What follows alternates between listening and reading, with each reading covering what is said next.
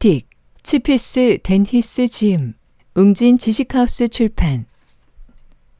메시지를 달라붙게 하는 6가지 핵심 요소. 1. 단순성. 메시지의 핵심을 찾으려면 어떻게 해야 하는가? 한 유명한 변호사가 이런 말을 한 적이 있다.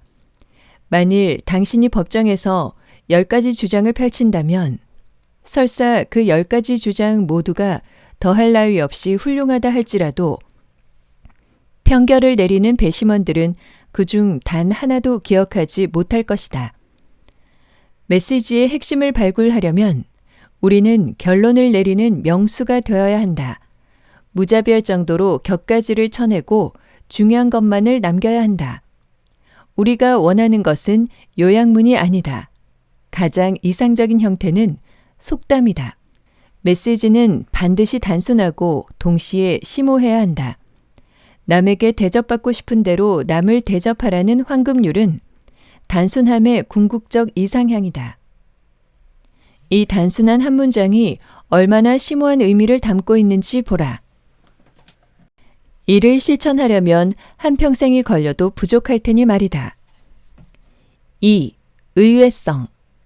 사람들이 우리의 메시지에 관심을 갖게 만들려면 어떻게 해야 하는가? 그리고 어떻게 그 관심을 유지시킬 것인가? 해결책은 사람들의 예상을 깨뜨리는 것이다. 직관에 반하는 결론을 내세워라. 영화관에서 파는 팝콘은 해롭다. 심지어 하루 3끼 꼬박 콜레스테롤이 푸짐한 식사를 하는 것보다 팝콘 한 봉지를 먹는 편이 더 건강에 해롭다. 사람들의 관심을 끌려면 그들의 허를 찔러 긴장감을 높이고 이목을 집중시켜야 한다. 그러나 놀라움이라는 감정은 오랫동안 지속되지 않는다. 반드시 사람들의 흥미와 호기심을 자극해야 한다. 1년에 48시간짜리 역사 수업에 아이들이 집중하게 만들려면 어떻게 해야 할까? 오랜 시간에 걸쳐 사람들의 지식에 구조적인 공백을 열어주면 호기심을 유발할 수 있다. 그런 다음 그 빈틈을 채워줘라. 3. 구체성. 메시지를 명확하게 만들려면 어떻게 해야 하는가? 실질적 행위와 감각적 정보의 언어로 설명한다. 바로 이 지점에서 수많은 비즈니스 커뮤니케이션이 잘못된 방향으로 빗나가곤 한다. 사명 선언문, 시너지, 전략, 비전 등의 말은 대개 애매모호하고 허황되며 아무런 의미도 담겨 있지 않다. 선천성 스티커 메시지는 구체적이고 상세한 이미지, 즉 얼음으로 가득 찬 욕조, 면도날이 박혀있는 사과 등 이런 구체적이고 상세한 이미지들로 가득하다. 왜냐하면 우리의 두뇌는 구체적인 정보를 기억하도록 만들어져 있기 때문이다. 속담은 대개 추상적인 진리를 구체적인 언어로 표현한다. 손안에 든 한 마리 새가 덤불 속 2마리보다 낫다. 구체적인 설명이야말로 우리의 메시지가 청중 한 사람 한 사람에게 동일한 의미를 전달할 수 있는 유일한 길이다. 4. 신뢰성. 우리의 메시지를 믿게 하려면 어떻게 해야 하는가? 전 공중위생국장 C. 에버리쿠프가 공공위생 문제에 관해 말한다면 대부분의 사람들은 아무런 의심 없이 그의 생각을 받아들일 것이다. 하지만 일상생활에서 우리는 그러한 권위를 그다지 좋아하지 않는다. 스티커 메시지는 나름의 신뢰성을 갖추어야 한다. 우리는 사람들이 우리의 메시지를 스스로 시험해 볼 수 있도록, 즉 구매 전에 직접 체험해 볼 수 있도록 도와줄 방법을 찾아야만 한다. 사람들은 무엇에 관해 예를 들 때 본능적으로 큰 숫자를 내미는 경향이 있는데 많은 경우 그것은 가장 잘못된 접근법이다. 1980년 미국 대선 후보 토론회에서 지미 카터와 맞선 레이건은 경제 침체를 입증하는 증거로 복잡하고 끝없는 통계 수치를 제시할 수도 있었다. 하지만 대신 그는 유권자들이 스스로 물을 수 있는 간단한 질문을 던졌다. 여러분, 투표를 하기 전에 마음속으로 한 번만 물어보십시오. 과연 나는 4년 전보다 더 잘 살고 있는가? 5. 감성. 우리가 말하는 메시지를 상대방이 중요하게 받아들이게 하려면 어떻게 해야 하는가? 무언가를 느끼게 만들어야 한다. 영화관 팝콘 스토리는 사람들이 팝콘의 유해성을 깨닫고 혐오감을 느끼도록 부추겼다. 포화지방 37g이라는 숫자는 아무런 감정도 불러일으키지 않는다.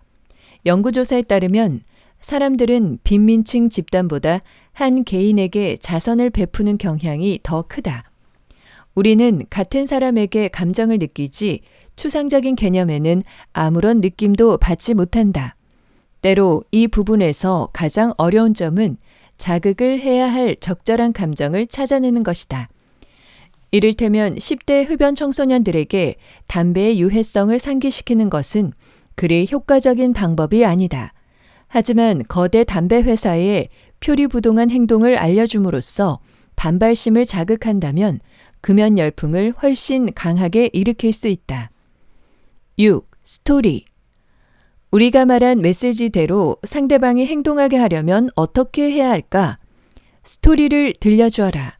소방관들은 한번 출동할 때마다 동료들과 서로의 경험을 이야기하며 스토리를 교환한다. 그럼으로써 그들은 화재 현장에서 마주할 수 있는 다양한 상황과 적절한 대응책에 관해 더 완벽하고 풍부한 정신적 대응책을 마련할 수 있는 것이다. 여러 연구에 따르면 특정 상황에 대해 머릿속으로 미리 예행 연습을 해두면 실제로 그런 상황이 닥쳤을 때 훨씬 유용하고 효과적인 행동을 취할 수 있다고 한다. 이와 마찬가지로 스토리는 일종의 정신 자극제 역할을 함으로써 뜻하지 않은 상황에 더욱 신속하고 효율적으로 대처하도록 도와준다. 이것이 바로 우리의 뇌리에 착 달라붙는 메시지의 6대 원칙이다. 요약하자면 성공적인 메시지를 창출하려면 간단하고 기발하며 구체적이고 진실되며 감정을 불러일으키는 스토리가 필요하다는 뜻이다. 이쯤에서 관찰력이 뛰어난 사람이라면 이 단어들의 첫 글자를 따면 성공이라는 의미의 success가 된다는 사실을 알았으리라. 위의 원칙들을 활용하는 데 특별한 전문 지식이나 능력은 필요하지 않다. 스티커 메시지계에 공인 전문가 따위는 존재하지 않으니까. 하지만 잠깐만. 앞에서 우리는 이 원칙들을 활용하는 일이 무엇보다 간단하다고 주장했다. 그렇다면 어째서 우리들은 탁월한 스티커 메시지들을 손쉽게 만들어내지 못하는 것일까? 어째서 우리의 인생은 머리에 착착 달라붙는 속담이 아니라 길고 지루한 메모들만 채워져 있는 걸까? 그것은 불행히도 우리의 머릿속에 악당이 존재하기 때문이다. 이 악당은 인간이라면 누구나 지니고 있을 자연스러운 심리적 경향으로 이 6가지를 활용해 탁월한 메시지를 만들어내는 능력을 혼란에 빠뜨린다. 그 악당의 이름은 바로 지식의 저주다. 자, 스틱에서는 이 6가지 원칙을 말하고 있습니다. 메시지를 달라붙게 하는 6가지 핵심 요소인데요. 원칙 1. 단순성. 원칙 2. 의외성. 원칙 3. 구체성. 원칙 4. 신뢰성. 원칙 5. 감성. 원칙 6. 스토리죠. 이 6대 원칙을 활용해서 탁월한 메시지를 만들어내는 능력을 혼란에 빠뜨리게 하는 것이 바로 지식이라고 작가는 말하고 있습니다. 우리가 지식을 알면 왜 이런 원칙에서 벗어나게 되는 걸까요? 고착력을 떨어뜨리는 악당, 지식의 저주에 대해서 들어보시죠. 1990년 엘리자베스 뉴턴은 스탠퍼드 대학에서 간단한 놀이에 관한 연구 논문으로 심리학 박사 학위를 땄다. 그녀가 연구한 놀이는 단순했다. 그녀는 실험에 참가한 두 무리의 사람들에게 각각 두드리는 사람과 듣는 사람 역할을 주었다. 두드리는 사람은 생일 축하 노래나 미국 국가 같은 누구나 알고 있는 25곡의 노래가 적힌 목록을 받았는데 그들의 임무는 목록에 적힌 노래 가운데 하나를 골라 노래의 리듬에 맞춰 테이블을 두드리는 것이었다. 이렇게 말이죠. 딴딴딴딴. 듣는 사람은 두드리는 사람이 두드리는 소리를 듣고 노래의 제목을 맞춰야 했다.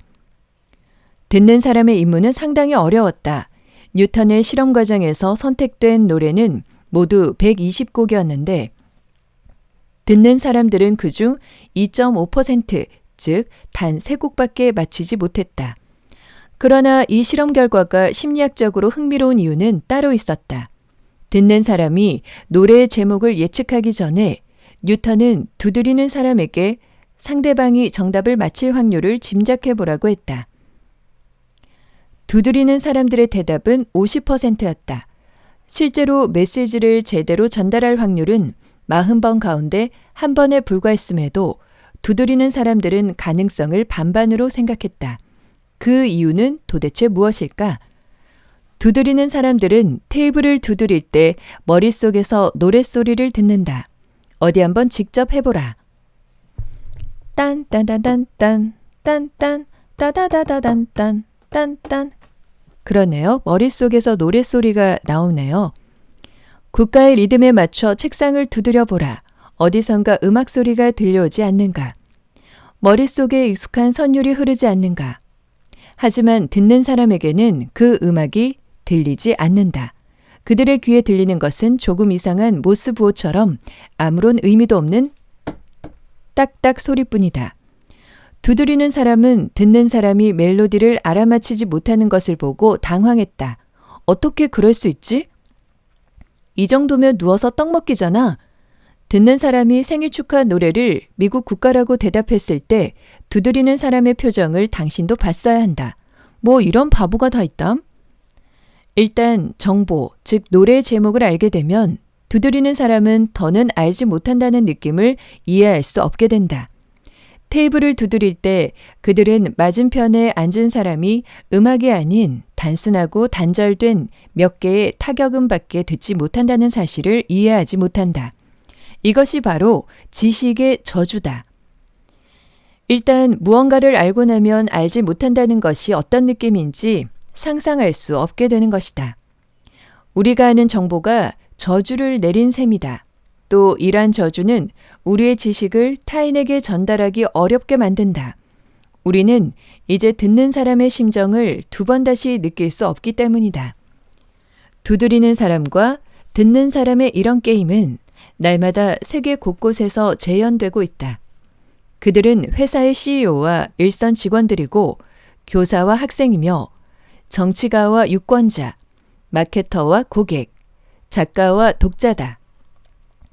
이들은 모두 의사소통에 깊이 기대고 있지만 두드리는 사람과 듣는 사람처럼 엄청난 정보의 불균형에 시달리고 있다. 이것은 그 누구도 피해갈 수 없는 난해한 문제다.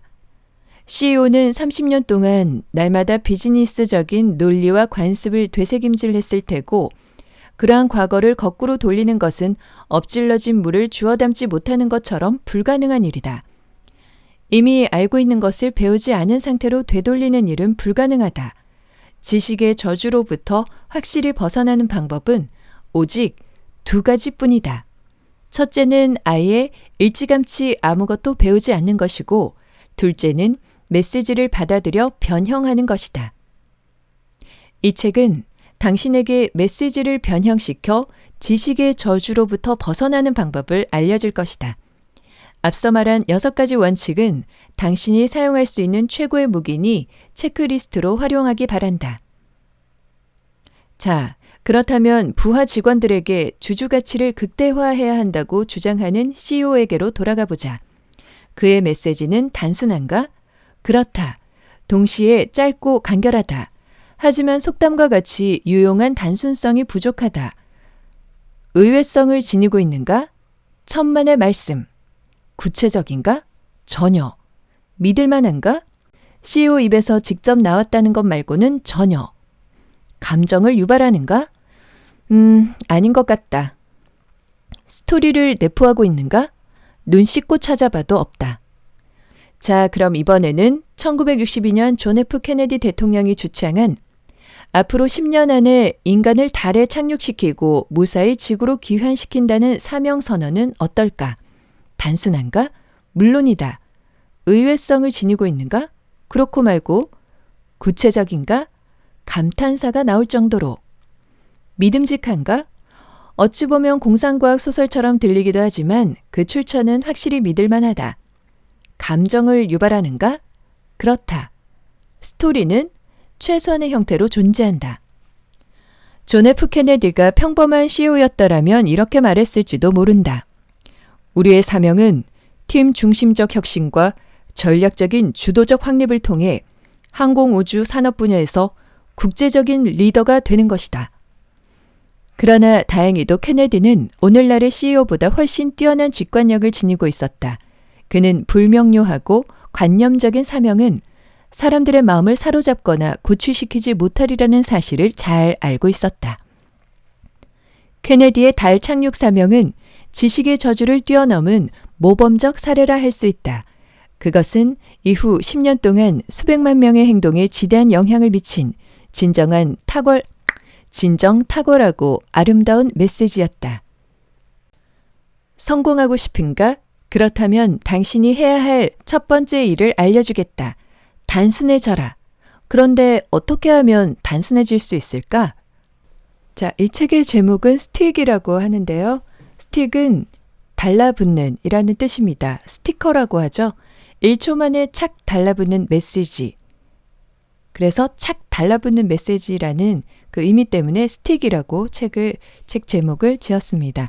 그 안에 숨은 6가지 법칙에 대해서 얘기하고 있는 책인데요. 1초 만에 착 달라붙는 성공적인 메시지. 그게 무엇일까요? 계속해서 들어보시죠. 샌드위치 속 양파 한 줌에도 예술을 담아서. 일부 유용한 비유는 단순히 어떤 개념에 대해 빛을 비추는 데 그치지 않고 실제로 참신한 사고의 발판이 되기도 한다. 예를 들어 지난 50년 동안 인지 심리학자들이 발전시킨 주요한 통찰력은 뇌를 컴퓨터에 비유하는 가정에서 비롯되었다. 뇌의 원리를 정의하는 것보다는 컴퓨터의 작용 원리를 정의하기가 훨씬 쉽다. 심리학자들은 메모리와 버퍼, 프로세스 등 상대적으로 이해하기 쉬운 컴퓨터를 연구함으로써 그와 비슷한 뇌의 기능들을 연구했던 것이다. 훌륭한 비유는 발생적이다. 심리학자 도널드 쇼는 새로운 개념과 해석, 발명 등을 유발하는 은유법을 설명하는데 이 같은 단어를 이용했다. 예컨대 디즈니랜드에서는 직원들을 배우라고 부른다. 직원들을 극장에서 연기하는 배우로 지칭하는 사고방식이 조직 전체에 퍼져 있다. 배우들은 취직 면접을 보는 게 아니라 배역을 얻기 위해 오디션을 본다. 디즈니랜드 안을 돌아다닐 때 그들은 무대에서 연기를 하는 중이다. 디즈니랜드를 방문하는 이들은 소비자가 아니라 관객이다. 배우들의 직업은 연기이며 그들의 제복은 무대 의상이다. 배우와 무대를 이용한 이런 비유는 디즈니 직원들에게 놀랍도록 유용하게 작용했다. 저 몇 줄의 설명을 읽기만 해도 당신은 디즈니 배우들이 어떤 상황에서 어떻게 행동할지 금세 파악할 수 있을 것이다. 가령 직원들이 무대 의상을 걸친 채 공공장소에서 휴식을 취해도 괜찮을까? 허용될 리가 없다. 어떤 배우가 연기를 하다 말고 무대 위에서 담배를 꼬나물고 옆 사람과 잡담을 나누겠는가? 또 디즈니랜드의 청소부들은 거리 청소 이외의 기준에 따라 실적을 평가받을 것이다. 사실 디즈니랜드의 청소부들은 배우들 가운데서도 가장 잘 훈련된 사람들이다. 언제 어디서나 눈에 잘 띌 뿐 아니라 누가 봐도 디즈니랜드의 직원이라는 점에서 손님들에게 놀이기구와 퍼레이드, 화장실의 위치에 관해 가장 자주 질문을 받는 이들이기 때문이다. 디즈니랜드가 성공을 거둘 수 있었던 비결 중 하나는 그들이 자신의 업무를 단순히 청소가 아닌 연기로 인식했다는 점이다. 직원은 배우라는 사고방식은 디즈니랜드가 지난 50년 동안 지켜온 발생적 비유다. 이번에는 서브웨이를 디즈니랜드와 비교해보자. 서브웨이 역시 디즈니처럼 일선 직원들에게 샌드위치 예술가라는 명칭을 부여했다. 서브웨이의 비유법은 디즈니랜드 배우들의 사악한 쌍둥이라 할 수 있다. 서브웨이의 샌드위치 예술가는 직원들이 특정한 상황에서 어떻게 행동해야 하는지 어떠한 기준도 지침도 마련해주지 못했다. 디즈니는 그들의 배우들이 진짜 배우처럼 행동해 주길 바랐다. 하지만 서브웨이는 카운터 직원들이 예술가처럼 행동하길 기대하지 않는다. 예술가를 정의하는 고유 특성은 개개인의 독특한 개성에서 비롯되기 때문이다. 만일 서브웨이의 직원이 복장이나 손님들을 맞이할 때의 태도, 샌드위치를 만드는 방식 등에 있어 자신만의 독특한 개성을 자유롭게 드러낸다면 과연 그 사람은 일자리를 유지할 수 있을까? 서브웨이의 샌드위치 예술가들은 누구 하나 다름없이 12인치짜리 빵에 한 줌의 양파를 집어넣도록 정해져 있다. 물론 어느 정도의 자유가 존재하는 것은 사실이지만 카운터 직원이 예술적인 영감에 힘입어 손님이 주문한 샌드위치에 햄 한 조각을 추가해 주리라고는 아무도 기대하지 않을 것이다. 디즈니랜드 배우들은 낯선 상황에 처했을 때 개인적인 입장보다 고용된 배우의 입장에서 행동하는 편이 훨씬 쉽고 간편함을 깨닫는다. 단순성을 추구하는 이들에게 속담은 곧 성배다. 짧고 간결한 문구를 만들어내는 것은 간단하다. 약간의 체계성만 갖추고 있으면 누구라도 할 수 있다. 한편 심오하고 간결한 문구를 만들어내는 것은 엄청나게 어려운 일이다. 그럼에도 이 장에서 우리가 말하고자 하는 바는 그러한 노력은 그만한 가치가 있다는 것이다. 핵심을 찾고 간결하게 표현하라. 그 엄청난 위력을 확인하게 될 것이다. 약간의 체계성만 갖추고 있으면 짧고 간결한 문구를 만들어내는 것은 간단하다고 말하고 있는데요. 그 엄청난 위력이 어떻게 확인될지 앞으로 기대가 되는 인생이 될 것 같습니다. 원칙 2. 의외성. 듣는 이의 추측 기제를 망가뜨려라. 사람들의 관심을 끌고 싶은가? 그렇다면 크게 놀라게 하라. 놀라움의 강도가 크면 클수록 듣는 사람은 더 큰 해답을 요구할 것이다. 놀라게 하라. 스스로 해답을 찾도록. 놀라움이라는 감정은 전 세계의 거의 대부분의 문화권에서 유사한 표정을 만들어낸다.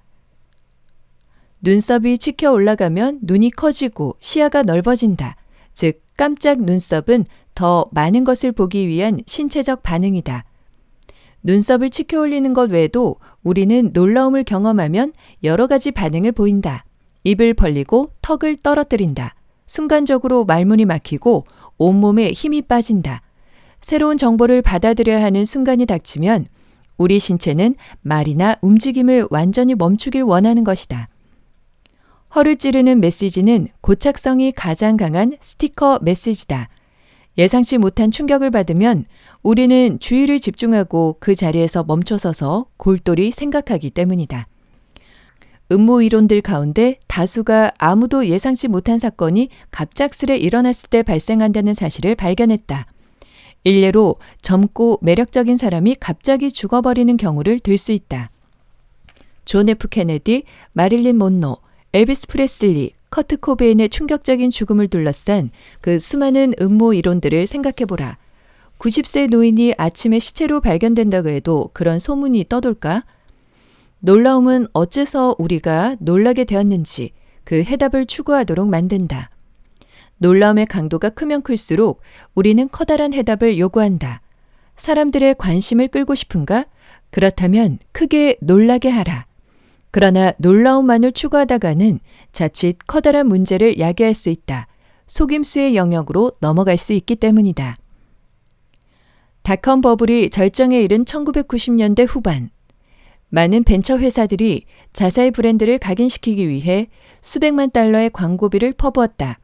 하지만 아무리 많은 돈을 투자해도 고객들이 쏟을 수 있는 관심에는 한도가 있는 법. 그러자 광고 회사들은 점점 더 충격적이고 자극적인 광고를 만드는데 혈안이 되기 시작했다. 2000년 슈퍼볼 경기 도중 한 광고가 방영되었다. 한 대학 관악대가 경기장을 가로질러 행진을 하고 있다. 열심히 악기를 연주하고 있는 학생들의 얼굴이 한 명 한 명 찬찬히 클로즈업 되더니 갑자기 카메라가 선수들이 입장하는 경기장의 어두운 터널을 쏜살 같은 속도로 훑으며 달리기 시작한다. 마침내 눈부신 빛과 함께 경기장에 나타난다. 그리고 다음 순간 수십 마리의 굶주린 늑대들이 경기장으로 달려들어온다. 학생들은 비명을 지르며 뿔뿔이 흩어지고 굶주린 늑대들은 번개처럼 내달아 사냥감을 덮친다. 대체 이게 뭐야? 사람들은 어리둥절했다. 이 광고가 충격적이고 기억에 남을 만한 것이라는 데에는 의심의 여지가 없다. 지금까지도 포악한 늑대들이 겁에 질린 관악대 멤버의 뒤를 쫓는 우스꽝스러운 이미지가 생생히 떠오를 정도니 말이다. 그렇지만 그 충격은 광고가 전달하고자 하는 메시지와는 아무런 상관도 없었고 따라서 무의미했다. 만에 하나 그 광고가 개 이빨 방어용 관악대 제복을 선전하는 광고였더라면 광고 대상을 차지했을지도 모르지만 말이다. 이런 점에서 늑대 광고는 충격적인 신형 자동차 광고. 신형 미니밴 인클레이브의 텔레비전 광고를 보자. 광고는 공원 앞에 서 있는 인클레이브가 등장하면서 시작된다. 미식 축구용 헬멧을 옆구리에 낀 한 소년이 자동차에 올라타고 뒤따라 소년의 여동생이 들어온다. 신형 인클레이브를 소개합니다. 여성의 감미로운 목소리가 울려 퍼진다. 운전석에는 아버지가, 조수석에는 어머니가 앉아있다. 카메라가 좌석마다 붙어있는 컵홀더를 훑고 지나간다. 아버지가 차를 출발시킨다. 미니밴의 정상. 초록색 교회를 둘러싼 넓은 도로를 따라 미니밴이 천천히 미끄러진다. 원격 조종으로 움직이는 슬라이딩 도어, 150개 케이블 채널, 푸른 하늘을 올려다볼 수 있는 썬루프, 자동 온도 조절이 가능한 컵홀더, 완벽한 내비게이션 시스템까지 행복한 가족을 위한 미니밴. 인클레이브가 교차로에서 잠시 멈춰선다. 카메라가 창밖을 내다보는 소년을 비춘다.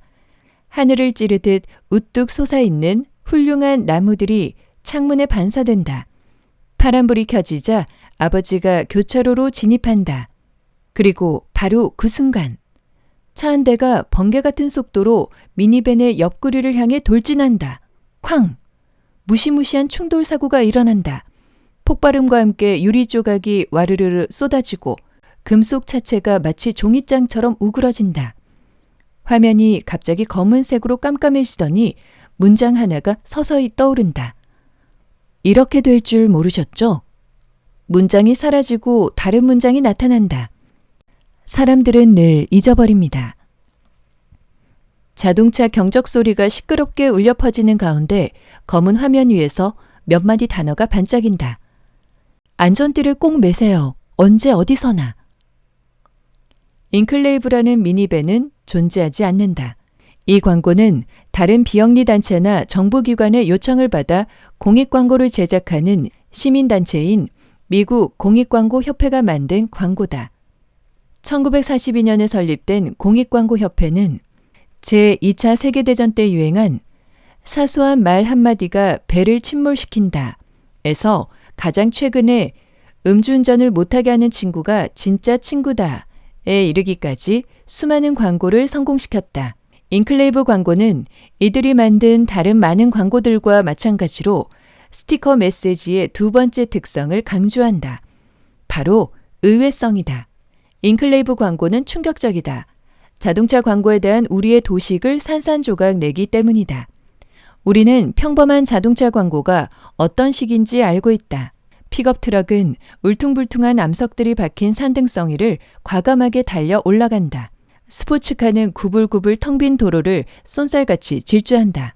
SUV는 여피족 부부를 태우고 나무가 울창한 초록색 숲을 지나 새하얀 폭포를 향해 굴러가며 미니밴은 아이들을 태우고 축구장으로 향한다. 아무도 죽지 않는다. 절대로. 이 광고가 충격적으로 다가오는 두 번째 이유는 실제 삶 속에서 외출에 관한 우리의 도식을 배신하기 때문이다. 우리는 하루에도 몇 번씩 차를 몰고 동네를 활보하며 대부분 무사히 집으로 돌아온다. 이 광고는 자동차 사고가 언제 어디서고 갑작스럽게 일어날 수 있음을 상기시킨다. 그러므로 만일의 경우에 대비하여 안전띠를 매라. 도식이란 일종의 추측 기제다. 도식은 앞으로 어떤 일이 일어날지 예측하게 해줌으로써 결과적으로 어떤 결정을 내려야 할지 말해준다. 인클레이브 광고는 묻는다. 어떻게 될지 모르셨죠? 그렇다. 우리는 전혀 몰랐다. 우리의 추측 기제는 실패했다. 이는 우리에게 놀라움을 안겨준다. 감정은 중요한 상황에 대처할 수 있도록 도와준다.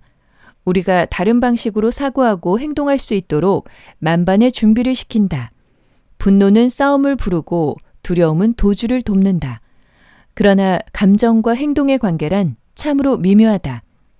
예를 들어 얼마 전 한 연구진은 분노가 판단을 더욱 확신하게 하는 부차적 영향을 미친다는 사실을 발견했다. 화가 나면 우리는 자신이 옳다고 확신하게 된다. 애인과 말다툼을 벌여본 적이 있는 사람이라면 무슨 뜻인지 이해할 것이다. 만일 감정이 생물학적 목적을 지니고 있다면 놀라움의 생물학적 목적은 무엇일까? 놀라움은 주의를 환기시킨다. 놀라움은 우리의 도식이 파괴되었을 때 발생하고 어째서 그렇게 되었는지 이해하게 돕는다. 놀라움은 우리의 추측 기제가 실패했을 때 미래에 대비해 그것을 다시 수리할 수 있도록 우리의 관심을 자극하는 것이다.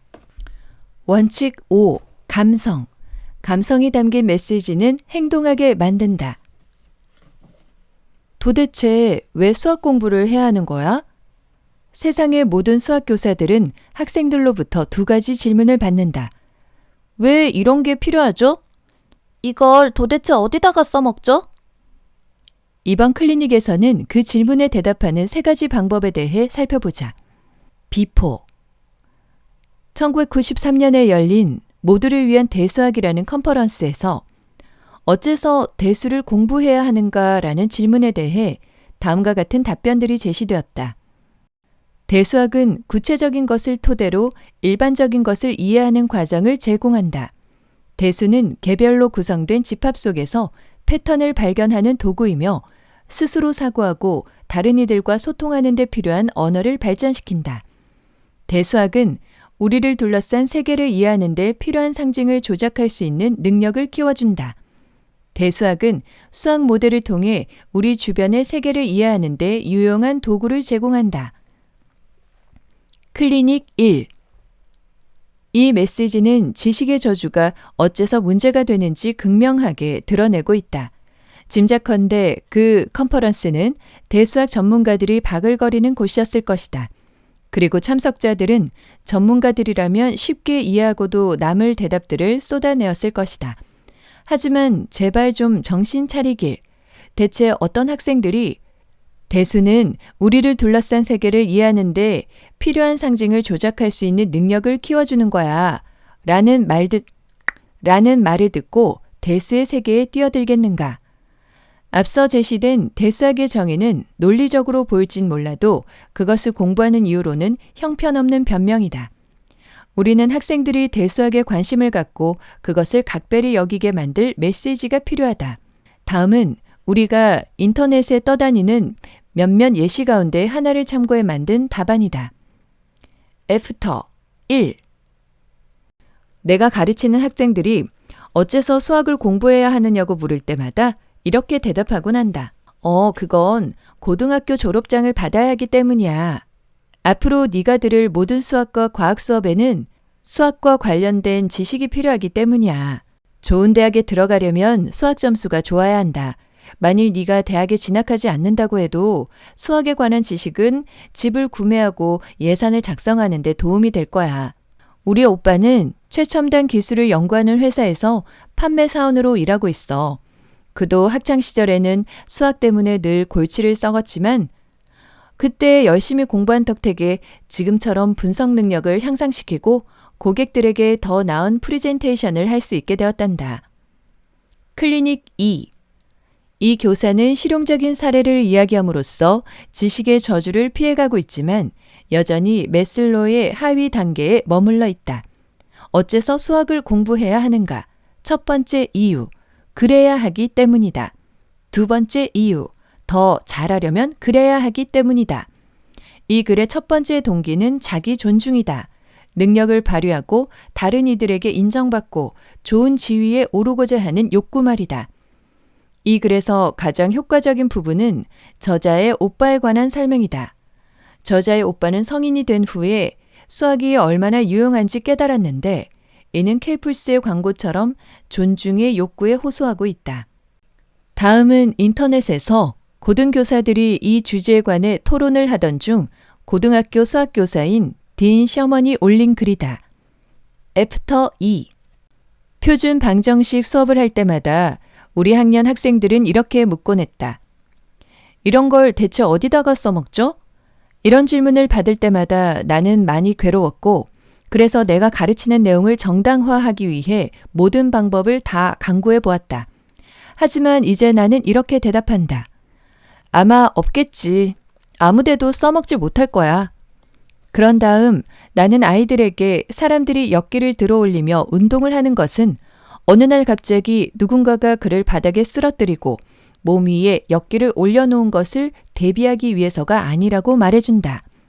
사람들이 운동을 하는 까닭은 미식축구 경기장에서 수비 선수를 넘어뜨리거나 식료품을 나르기 위해 또는 하루 종일 손자를 안아주고도 내일 팔다리가 쑤시는 것이 싫어서라고 설명한다. 마찬가지로 너희들이 수학을 공부하는 까닭은 논리적인 사고력을 기르기 위해 그래서 더 좋은 변호사나 의사, 건축가, 교도소장 또는 부모가 되기 위해서라고 말한다. 수학은 정신을 위한 근력 운동이다. 그것은 목적을 이루기 위한 수단이지 목적 그 자체는 아닌 것이다. 클리닉 3. 칭찬이 아깝지 않은 대답이다. 이제까지 우리가 살펴본 요소들을 복습해보라. 먼저 사람들의 허를 찔러 관심을 불러일으킨다. 비유 또한 탁월하다. 그는 학생들이 이미 알고 있는 근력 운동이라는 기존 도식을 수학 배우기라는 현재의 모델에 비유한다. 저 직선의 기울기를 알아야 하는 것이 아니라 너의 두뇌를 더욱 튼튼하게 만들기 위해서야. 또한 이 교사는 메슬로의 피라미드 중에서도 상위 단계를 활용하고 있다. 그는 학습과 자기 실현 같은 보다 높은 욕구에 호소한다. 따라서 아이들은 자신의 잠재력을 깨닫고 더욱 잘 파악할 수 있다. 결론. 수학은 정신을 위한 근력 운동이다 라는 말은 심지어 가장 평범한 상황에서도 메슬로 피라미드의 하위 단계에서 벗어나 더 높은 수준으로 옮겨갈 수 있음을 보여준다. 여기서 메슬로 피라미드에 대해서 잠깐 설명하자면요. 메슬로는 욕구 피라미드라는 것을 만들었어요. 제일 아랫단에 있는 것은 생리적 욕구, 그 윗단은 안전 욕구, 그 위는 소속감과 사랑에 대한 욕구, 그 위쪽은 존중의 욕구, 제일 위에 제일 작은 세모 있잖아요. 거기는 자아 실현의 욕구 순입니다. 즉 인간의 욕구의 단계는 한 개인이 더 높은 단계로 올라갈수록 더 풍부한 개성과 인정, 심리적인 건강을 가지게 된다고 하는 이론인데요. 일단 기본적인 개념은 욕구 위계에서 아래의 욕구는 그 위의 욕구가 충족되기 전에 먼저 충족되어야 한다고 봅니다. 하지만 이러한 욕구는 본능적이지만 이런 욕구를 충족시키기 위한 행동은 후천적인 학습에 의해 생기기 때문에 사람마다 다르다고 하네요. 특히 메슬로의 욕구 피라미드에서 가장 상위에 있는 것은 바로 자아 실현 욕구인데요. 메슬로는 자아 실현이 인간의 성취에 갈 수 있는 가장 최고의 것이라고 제시했으며 자신의 고유성을 회복하는 것이라고 주장했습니다. 메슬로의 절정 경험이라는 것이 있습니다. 일종의 초월 경험인데요. 예를 들어 자연 속에 들어갔을 때 또는 예술 경험을 통한 강렬한 행복감을 느끼는 것을 말할 수 있습니다. 절정 경험 안에서는 몰입이라는 개념이 있는데 개인이 정말 좋아하는 행동을 몰입해서 하다 보면 짧고 강렬한 행복감을 느끼기도 하는 것과 비슷하다고 보면 됩니다. 개인의 성장을 증진시키기 위해서는 그 자신이 절정 경험을 소중하고 중요한 것으로 인식해야 하며 이 체험은 개인의 모든 면에서의 성장을 촉진시킨다고 봤습니다. 지금까지 치피스, 댄히스 지음, 웅진 지식하우스 출판, 스틱이었습니다. 이 책은 사업을 시작하거나 어떤 일을 시작할 때 도움이 될 뿐 아니라 그냥 인생을 살아가는 데도 굉장히 지혜로운 이야기들이 많은 책이라서요. 정말 추천하고 싶습니다. 허무하게 잊혀질 100마디 정보보다 뇌리에 새겨지는 단 하나의 스티커처럼 딱 붙여지는 그 1초 만에 바꿔지는 메시지, 그 안에 숨은 6가지 법칙, 스틱이었습니다. 오늘도 끝까지 청취해 주셔서 고맙습니다. 오늘 하루도 스틱하는 하루 보내세요.